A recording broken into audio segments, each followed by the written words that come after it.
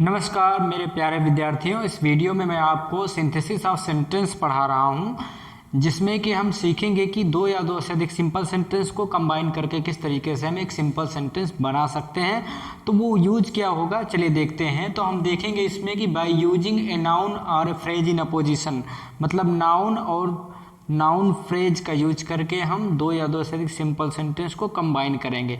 पिछले कई वीडियोज में मैंने आपको पढ़ा दिया है कि इन्फिनिटिव का यूज करके, एडजेक्टिव या एडजेक्टिवल फ्रेज का यूज करके या पार्टिसिपल का यूज करके किस प्रकार से आप सिंथेसिस बना सकते हैं। आप उन वीडियोज़ को देख सकते हैं। इंग्लिश ग्रामर, मैथ, साइंस, सारी चीज़ें मैंने अपलोड कर दिया, मतलब हमारे यूट्यूब चैनल पर आपको मिल जाएंगे। तो आप हमारे साथ बने रहें, देखिए ये वीडियो आपको बहुत ही नॉलेज देगा। वीडियो को शेयर कर दीजिएगा। चलिए देखते हैं कि नाउन या नाउन फ्रेज का यूज करके हम किस प्रकार से एक दो मतलब सिंपल सेंटेंस को कंबाइन कर सकते हैं।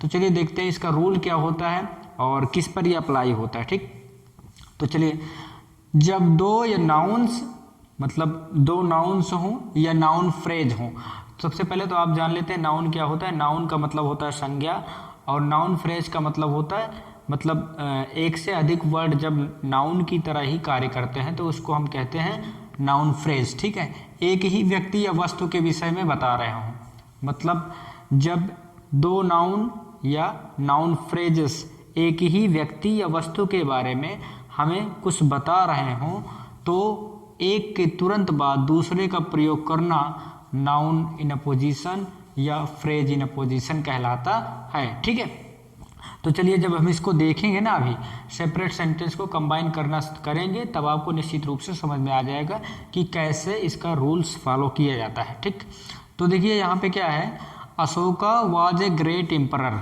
अशोक एक महान सम्राट था। He got built the stupa of Sanchi. उसने सांची के स्तूप का निर्माण करवाया या सांची का स्तूप बनवाया। ठीक है, तो यहाँ पे दो अलग अलग सेंटेंस है, इसको हमें क्या करना है, इसको हमें कंबाइन कर देना है। ठीक है, मतलब हमें सिंथेसिस बना देना है। ठीक, तो इसमें हम यूज करेंगे, देखिए यहाँ पे क्या है, अशोक एक नाउन है। अशोका क्या है, एक नाउन है। यहाँ पर इस नाउन के बारे में कुछ और फ्रेजेस दिए हैं, नाउन फ्रेजेस दिए हैं, मतलब नाउन वाक्यांश दिए हैं जो कि अशोक के बारे में कुछ बता रहे हैं। ठीक है, तो इनका हम यूज करेंगे तो वही होता है नाउन इन अपोजिशन या फ्रेज इन अपोजिशन। ठीक है, तो यहाँ पे देखिए, यहाँ पे लिखा है Ashoka was a great emperor. तो अशोक के बारे में यहाँ एक और इनकी विशेषता बताई गई है कि वो एक महान सम्राट थे, मतलब ग्रेट एम्परर थे। ठीक है, तो पहले क्या लिख लेते हैं, आप ध्यान से देखिएगा। पहले हम लिख लेते हैं अशोका लिख लेते हैं। अशोक के बारे में जो और नाउन का यूज किया गया या नाउन फ्रेज का यूज किया गया है, तो अशोक के बारे में विशेषता बताने वाले ये दो वर्ड हैं, मतलब ए ग्रेट एम्परर, इसका यूज हम कर देते हैं, कामा करते हैं। देखिए, जब नाउन लिखते हैं और फ्रेज इन अपोजिशन को लिखने से पहले हम कामा लिख देते हैं, तो अशोका के बाद कामा लिखते हैं, फिर जो वर्ड जो नाउन या नाउन फ्रेजेस इस नाउन के बारे में विशेषता बता रहे हैं उसको लिख देते हैं। ए ग्रेट एम्परर, ये एक विशेषता है अशोका की, तो a great emperor, a great emperor, फिर कामा कर दिया जाता है यहाँ पर। ठीक है, यहाँ पे फिर कामा कर देते हैं। उसके बाद अब अगले सेंटेंस में क्या लिखा है, he got built the stupa of Sanchi. उसने सांची के स्तूप का निर्माण करवाया। अब ये हो गया नाउन और ये हो गया फ्रेज इन अपोजिशन। ठीक है, तो अशोका ए ग्रेट एम्परर। अब नेक्स्ट जो सेंटेंस होता है उसकी जो वर्ब होती है, ठीक है, फाइनाइट वर्ब क्या है, गॉट। यहाँ से हम इस सेंटेंस को पूरा लिख डालते हैं। ठीक है, तो got built the stupa of Sanchi, stupa of Sanchi. ये इस तरीके से आपका ये सेंटेंस जो है वो कंबाइन हो जाता है। देखिए, सबसे पहले आपको क्या करना है, ये जो नाउन, जिस नाउन के बारे में बात की जा रही है वो नाउन हमें लिख देना है। लिख दिया हमने, उसके बाद हमें कामा यूज कर देना है। कामा लिखने के बाद इस नाउन के बारे में जो और विशेषता बताई गई है उसको लिख देते हैं, वही होता है फ्रेज इन अपोजिशन। तो ए ग्रेट एम्परर, एक महान सम्राट, ये है अशोक के बारे में विशेषता बताने वाले नाउन। ठीक है, तो ए ग्रेट एम्परर लिख देते हैं, यही होता है फ्रेज इन अपोजिशन, ठीक है। फिर उसके बाद कामा कर देते हैं। कामा करने के बाद जो अगला सेंटेंस होता है उस अगले सेंटेंस का जो, चूंकि ही किसके लिए यूज किया गया, ही यूज किया गया अशोका के लिए, क्योंकि तो अब इसको ही लिखने की आवश्यकता नहीं है। अब जो अगला सेंटेंस है जैसे ये, तो इसका जो मेन वर्ब होती है फाइनाइट वर्ब, उससे हम पूरा सेंटेंस उधर का पूरा लिख डालते हैं। तो देखिए, Ashoka a great emperor got built the stupa of Sanchi. तो इस प्रकार से हमारा ये सेंटेंस जो है वो कंबाइन हो जाता है, किसका यूज करके, फ्रेज इन अपोजिशन का यूज करके, ठीक है। तो अब नेक्स्ट सेंटेंस हम आपको बता देते हैं। तो 4-5-6 सेंटेंस हम पढ़ लेंगे तो निश्चित रूप से हमें जो है बिल्कुल आने लगेगा, ठीक है। और आप हमारे साथ बने रहें, अपना सहयोग बनाए रखें। आजकल आप लोग वीडियोस कम देखते हैं तो इसलिए व्यूज बहुत कम आ रहे हैं, ठीक है। अब नेक्स्ट सेंटेंस है, Lucknow is an old city. Lucknow is an old city, full stop, and it is the capital of UP.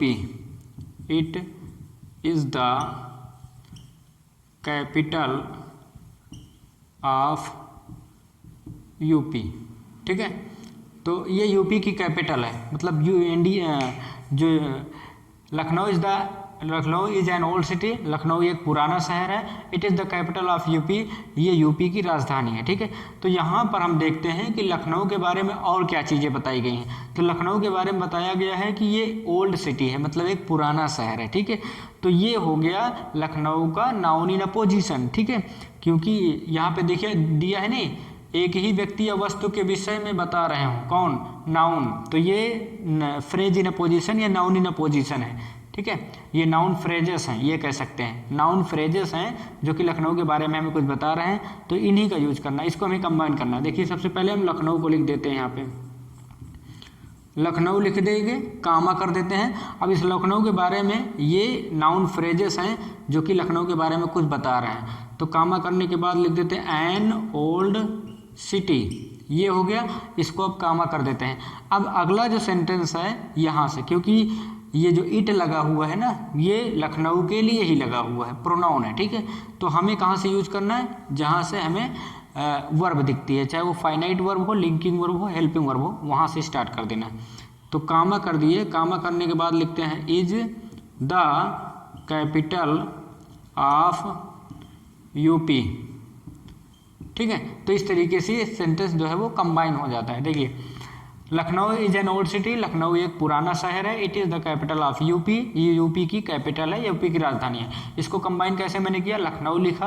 अब लखनऊ के बारे में कुछ नाउन फ्रेजेस हैं जो कि लखनऊ के बारे में बता रहे हैं, तो कामा करें, फिर उन नाउन फ्रेजेस को यहाँ पर लिख दें, फिर कामा करें। यही होता है फ्रेज इन अपोजिशन या नाउन इन अपोजिशन। फिर उसके बाद जो नेक्स्ट सेंटेंस होता है उसकी जो लिंकिंग वर्ब, हेल्पिंग वर्ब जो भी होती है, वहाँ से स्टार्ट करते हैं। Is the capital of UP, is the capital of UP. तो इस तरीके से नाउन इन अपोजिशन का यूज करके आप कंबाइन कर सकते हैं, ठीक है। डेफिनेटली आपको समझ में आ गया होगा। अब देखते हैं नेक्स्ट सेंटेंस कि उसको किस तरीके से। देखिए, जितनी ज़्यादा सेंटेंस हम मतलब प्रैक्टिस करेंगे ना, उतने ज़्यादा हमको आएगा, तो इसलिए हम प्रैक्टिस करते हैं कई सारे सेंटेंस, ठीक है। अब नेक्स्ट सेंटेंस है, Vasco da Gama was a Portuguese explorer. Vasco da Gama was a Portuguese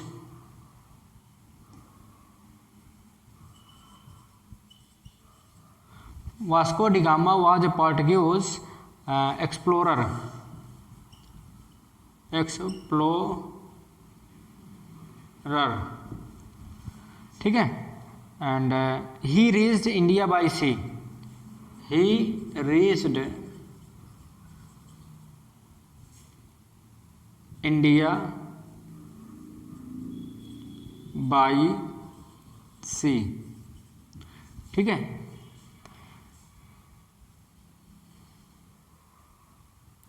explorer, ठीक। तो यहाँ पर देखिए, यहाँ पे लिखा है Vasco da Gama was a Portuguese explorer, मतलब वास्को डिगामा एक पुर्तगाली खोज करता था। ही रीच्ड इंडिया बाई सी, वो समुद्र के रास्ते जो है इंडिया पहुंचा। ठीक है, तो यहाँ पे इन दो सिंपल सेंटेंस को हमें कंबाइन करना है। तो कंबाइन कैसे करेंगे, इसमें पार्टिसिपल का यूज नहीं कर सकते हैं। ठीक है, इसमें हम नाउन इन अपोजिशन या फ्रेज इन अपोजिशन का यूज करके इसको हम कंबाइन करेंगे। ठीक है, तो यहाँ पे वास्को डिगामा के बारे में, जो कि वास्को डिगामा एक नाउन है, इसके बारे में कुछ और विशेषताएं यहाँ पे दी गई हैं। तो वो क्या विशेषताएं हैं, ए पोर्टुगीज एक्सप्लोरर, मतलब एक पुर्तगाली खोजकर्ता। ठीक है, तो ये जो है नाउन फ्रेजेस हैं जो कि इस नाउन के बारे में कुछ बता रहे हैं। ठीक है, तो यही होता है नाउन इन अपोजिशन। तो यहाँ पे लिख देते हैं वास्को डे गामा, कामा करते हैं। अब ये जो नाउन फ्रेज है जो कि वास्को डी गामा के बारे में बता रहा है, ए पोर्टुगीज एक्सप्लोरर, उसको लिख देते हैं ए पोर्टुगीज एक्सप्लोरर। ठीक है, फिर कामा कर देते हैं। अब next sentence, he reached India by sea, तो ये ही लिखा हुआ है ना, ये वास्को डी गामा के लिए लिखा है, तो ही नहीं लिखना है हमें यहाँ से स्टार्ट करना है, वर्ब से स्टार्ट करना है। रीच्ड इंडिया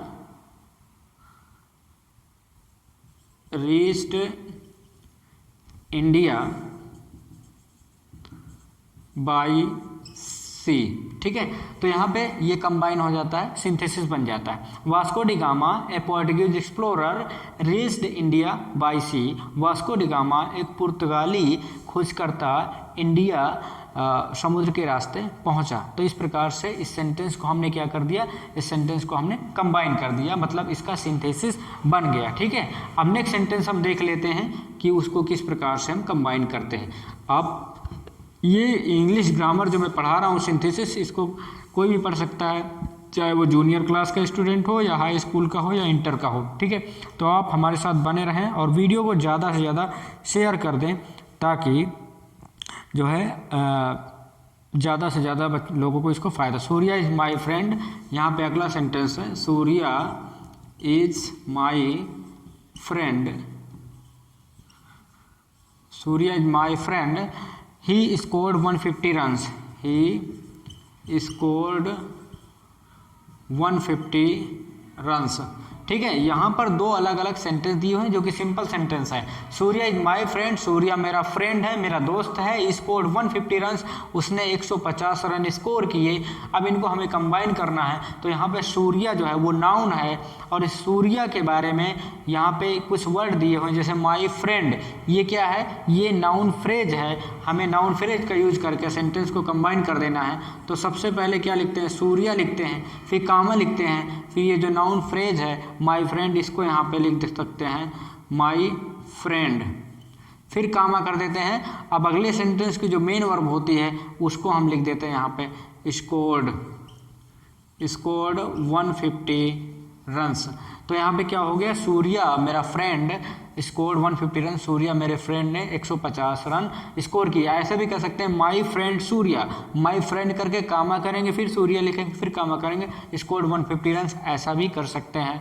तो इस प्रकार से भी हम सेंटेंस को कंबाइन कर सकते हैं। नेक्स्ट सेंटेंस चलिए हम देख लेते हैं। आपको हमारे यूट्यूब चैनल पे हाई स्कूल की जो मैथ है वो पढ़ा दी गई है, आप उसको पढ़ सकते हैं। और बायोलॉजी के मतलब 100 से ऊपर वीडियोज़ हैं, हेल्थ रिलेटेड वीडियोज़ बहुत सारे मैंने अपलोड कर दिए हैं, उनको आप देख सकते हैं। कालिदास रोट शकुंतलम, नेक्स्ट है कालिदास रोट शकुंतलम।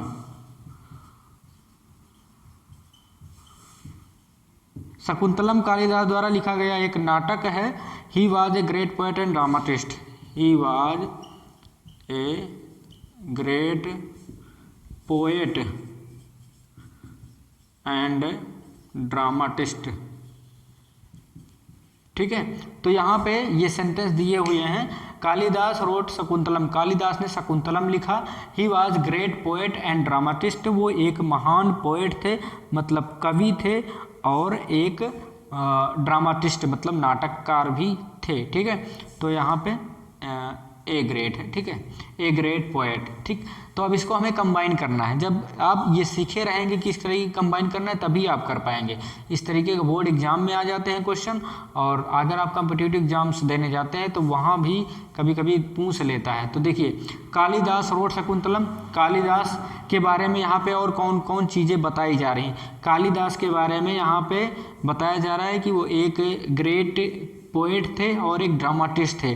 तो ये चीज़ें हैं जो कालिदास के बारे में हमें बता रही हैं। तो ये हो गया नाउन फ्रेजेस। तो ऐसे करते हैं, सबसे पहले लिख लेते हैं कालिदास, फिर कामा करते हैं जी जो चीज़ें इनके बारे में बताएं। A great poet and dramatist, a great poet and dramatist, dramatist,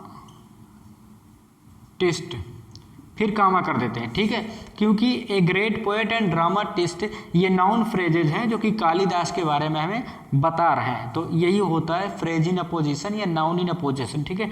Kalidas a great poet and dramatist, अब इन्होंने किया क्या, तो यहाँ से लिख देते हैं रोट शकुंतलम, ठीक है, रोट शकुंतलम,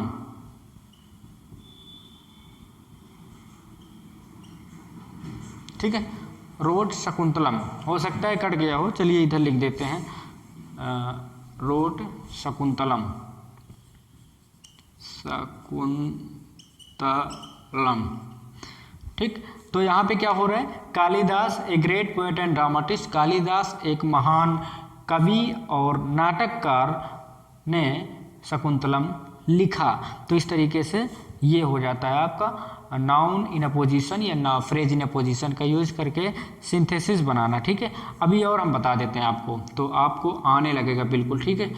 वीडियो को खूब ज़्यादा शेयर करिए, और चैनल को सब्सक्राइब नहीं किए हैं तो प्लीज़ सब्सक्राइब करें। इससे क्या होता है, आप हमारे यूट्यूब चैनल के मेंबर बन जाते हैं, तो इससे हमारा आपका जो जुड़ाव है वो काफ़ी अच्छा बना रहता है। Narendra Modi belongs to Gujarat, Narendra Modi belongs to Gujarat, ठीक है। वैसे भी जानते हैं प्राइम मिनिस्टर ऑफ इंडिया हैं, वो गुजरात से बिलोंग करते हैं। And he is the prime minister of India, he is the prime minister of India,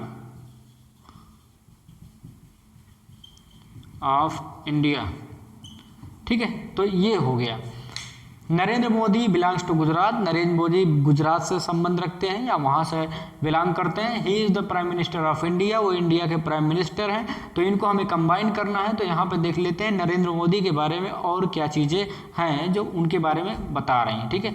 Narendra Modi वो है क्या, उनकी मतलब कुछ और नाउन फ्रेजेस हैं जो नरेंद्र मोदी के बारे में बता रहे हैं। Narendra Modi the prime minister of India हैं, ठीक है। नरेंद्र मोदी क्या है, प्राइम मिनिस्टर ऑफ इंडिया है, ठीक है। तो यही हुआ इनका नाउन इन अपोजिशन या phrase in apposition. Narendra Modi comma पहले, ठीक है, नाउन लिखने के बाद कामा कर देते हैं। अब जो नाउन फ्रेज है उसको लिख देते हैं, the prime minister of India, the prime minister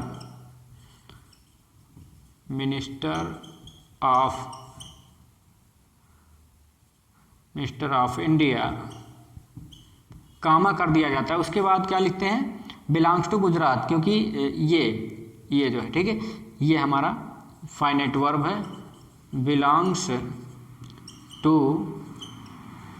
Gujarat, ठीक है। तो ये हो जाता है Narendra Modi the prime minister of India belongs to Gujarat, ये आपका कंबाइन हो जाता है, मतलब आपका जो सिंथेसिस है वो सिंथेसिस बन जाता है। इस तरीके से बहुत सारे सेंटेंस आप कर सकते हैं। तो मैंने रूल्स बता दिया आपको, और सेंटेंस भी प्रैक्टिस करके बता दिया आप किस तरीके से कर सकते हैं। तो आप हमारे साथ बने रहें। आगे वीडियो में मैं आपको बताऊंगा और बहुत सारे रूल्स का यूज करके सिंथेसिस बनाना, तो आप हमारे साथ बने रहें। चैनल को सब्सक्राइब करें, वीडियो को शेयर ज़रूर कर दें और वीडियो को लाइक कर दिया करें। और आप हमारे साथ बहुत सारे वीडियोज हमारे देख सकते हैं। मिलेंगे अगले वीडियो में, तब तक के लिए जय हिंद।